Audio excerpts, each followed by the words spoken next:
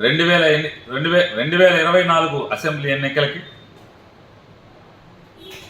పేద మధ్యతరగతి వర్గాల పక్షాన, సామాన్యుల పక్షాన జగన్ ఒక్కడైతే, పెత్తందారుల పక్షాన ఈ రాక్షస మొక్కలు Chandrababu Naidu, Pawan Kalyan, Congress party, Bharatiya Janata party, CPI party, ఇలా చంద్రబాబుకు అనుకూల వర్గాలు ప్రతి కలిసి ఈ రాక్షస మొక్కలన్నీ ఒకటిగా ఈ పెత్తందారుల తరపున వస్తుంటే, నాడు 2019లో ఎలా అయితే జగన్ ఒక్కడే పేదల పక్షాన, మధ్యతరగతి వర్గాల పక్షాన, అందరి పక్షాన ఒక్కడై నిలబడ్డాడో, మళ్ళీ రేపు 24లో కూడా జగన్మోహన్ రెడ్డి గారి పోరాటానికి, పెత్తందారులకు వ్యతిరేకంగా జగన్ చేసేటువంటి పోరాటానికి మేమందరం సిద్ధం.